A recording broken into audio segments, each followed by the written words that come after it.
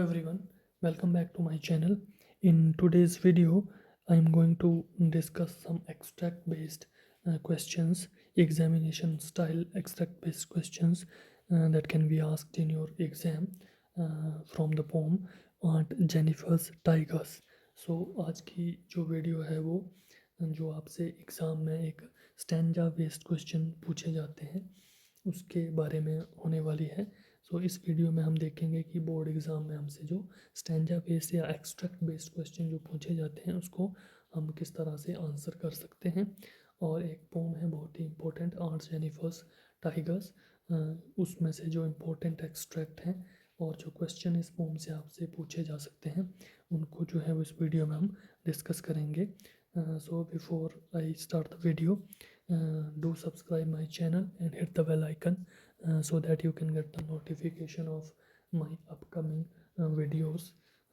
So शुरू करते हैं आज की वीडियो। सो एक्सट्रैक्ट वन है, Aunt Jennifer's tigers prance across a screen, bright topaz denizens of a world of green. They do not fear the man beneath the tree, they pace in sleek, chivalric certainty. Aunt Jennifer's ने जो अपने tigers एम्ब्रॉयड किए हैं एक screen के ऊपर, उनको वो क्या कर रहे हैं, प्रेंस कर रहे हैं, वो चल रहे हैं फ्रीली, जो है वो घूमते हुए उनको दिखाया गया है। Bright topaz denizens of world of green, denizens का मतलब होता है रेजिडेंट, किसी जगह का रहने वाला कोई निवासी। तो जो टाइगर्स हैं वो वर्ल्ड ऑफ ग्रीन मीन्स कि उस जंगल के जो दिखाया गया है, जो फॉरेस्ट को एम्ब्रॉयड किया है, हरा जंगल जो दिखाया गया है, वहाँ के वो जो डेनिजन्स हैं। और यहाँ पे मेटाफर यूज हुआ है टोपैज, और उनको जो टाइगर्स हैं उनको टोपैज एक प्रीशियस स्टोन रहता है जिसको पुखराज बोला जाता है, तो उसके साथ जो है वो कंपेयर किया गया है कि वो उसकी तरह ब्राइट हैं। They do not fear the man beneath the tree, जो टाइगर्स हैं वो पेड़ के नीचे जो मैन खड़े हैं, आदमी खड़े हैं, उनसे बिल्कुल भी नहीं डर रहे हैं, फ्रीली जो है वो घूम रहे हैं। They prance in sleek chivalric certainty, chivalric means polite and helpful, विनम्रता के साथ और बहुत ही एलिगेंटली जो है वो घूम रहे हैं वहाँ पे, निडरता के साथ फ्रीली जो है, बिना किसी डर के वहाँ पे स्मूथली जो है, एलिगेंटली जो है वो घूम रहे हैं। So the first question based on this extract is name the poem and the poet.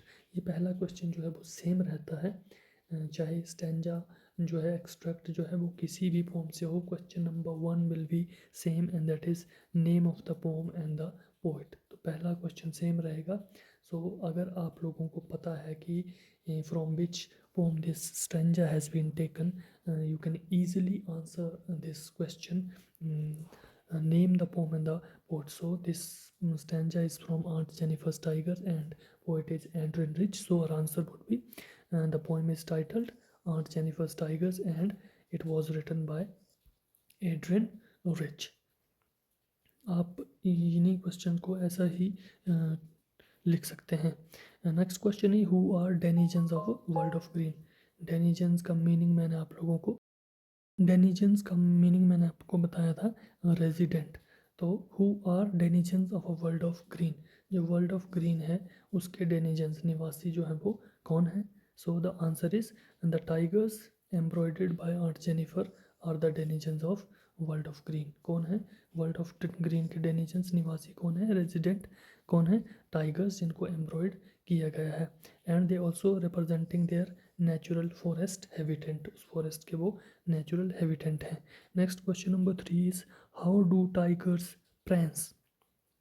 अब टाइगर्स जो हैं उनको किस तरह से प्रेंस करते हुए यहाँ पे दिखाया गया है। So they prance in sleek chivalric certainty. So your answer will be the tigers pace is sleek chivalric and confident manner and they also showing no fear of man beneath the tree। वो जो man हैं पेड़ के नीचे खड़े हुए, उनसे उनको कोई भी डर नहीं है। स्लीक और शिवेलरिक और कॉन्फिडेंट मैनर को टाइगर्स जो हैं वो शो कर रहे हैं। तो आप इन क्वेश्चंस को एज इट इज़ जो है वो अपनी नोटबुक में नोट कर सकते हैं और एज इट इज़ अपने एग्ज़ाम में जो है वो लिख सकते हैं। If you do not able to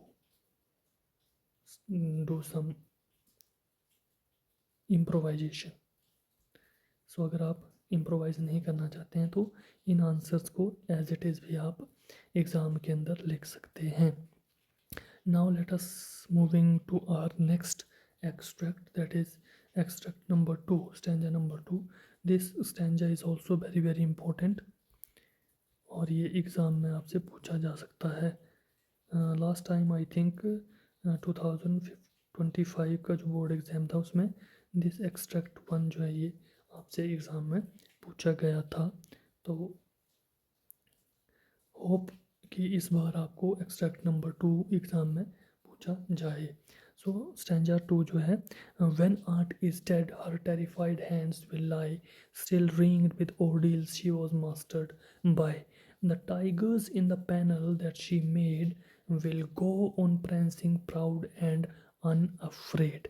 तो मैं यहाँ पे जो है वो थोड़ा सा एक्सप्लेन कर रहा हूँ, बाकी डिटेल्ड एक्सप्लेनेशन के लिए आप मेरी प्रीवियस वीडियो जो है वो उसको देख सकते हैं। तो यहाँ पे पोइट कहती हैं कि व्हेन आर्ट इज़ डेड, जब आर्ट जो है, आर्ट जेनिफर डेड मर जाएंगी, तब भी जो उनके हैंड्स हैं वो क्या रहेंगे, टेरिफाइड रहेंगे, वो डरे हुए रहेंगे। And still ringed with ordeals she was mastered bye, और जो ordeals हैं, ordeals मीन जो हार्डशिप्स हैं, डिफ़िकल्ट एक्सपीरियंसेस हैं, उन एक्सपीरियंसेस से वो क्या रहेंगी, रिंग्ड जो है वो रहेंगी, घिरी रहेंगी, वो उनसे फ्री जो है वो नहीं हो पाएंगी। शी वॉज मास्टर्ड बाय, जिनको भी उन डिफ़िकल्टीज़ को, जिन्होंने उसको थ्रू आउट हर लाइफ जो है वो मास्टर किया हुआ है, masters bye her husband. And the tigers in the panel that she made will go on prancing proud and afraid.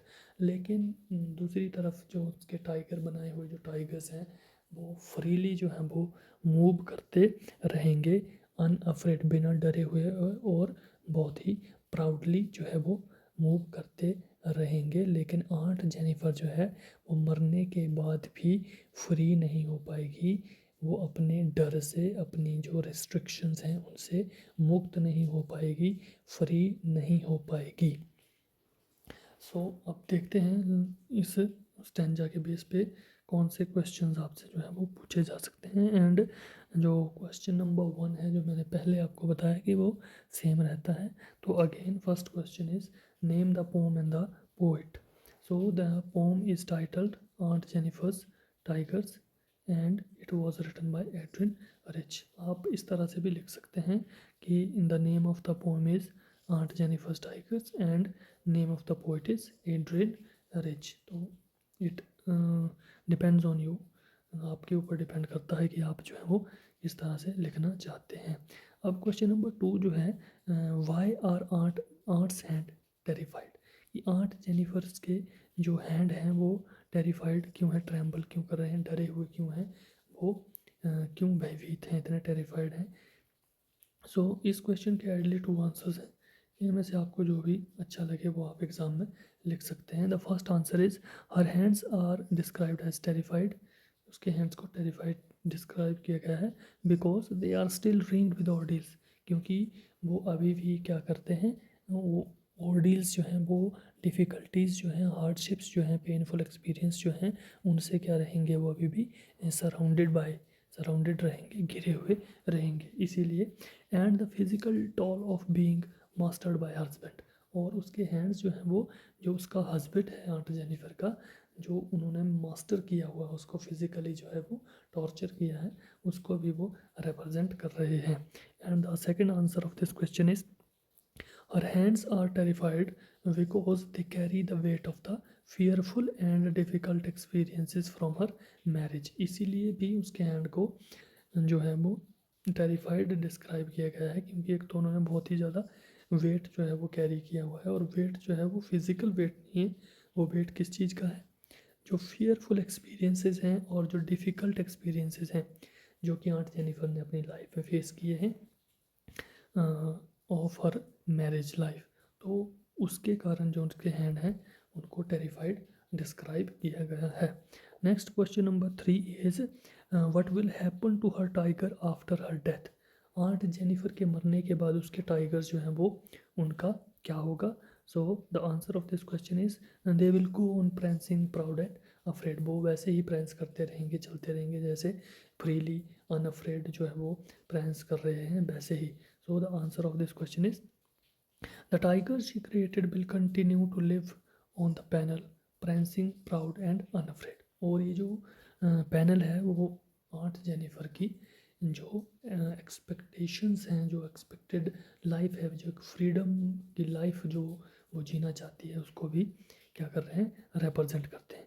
तो आइडियली एग्ज़ाम में आपसे 3 ही क्वेश्चन पूछे जाते हैं, लेकिन यहाँ पे मैंने एक क्वेश्चन और जो है वो जो मुझे लगा कि ये पूछा जा सकता है, इम्पोर्टेंट है, तो उसको ऐड किया गया है. तो let's see the last question, that is question number 4. What are they still ring with. जो उसके लाइफ है, उसके जो हैंड्स हैं वो किससे जो है वो घिरे रहेंगे, ringed with, surrounded by. So her hands are still ringed with the ordeals. Ordeals means the hardship, the difficult और painful experience जो हैं उनसे आंट जेनिफर के हैंड जो हैं वो हमेशा घिरे रहेंगे इवन आफ्टर हर डेथ. क्यों रहेंगे? क्योंकि वो जो अंकल का बेडिंग बैंड है वो अभी भी मरने के बाद भी आंट जेनिफर के हैंड में रहेगा.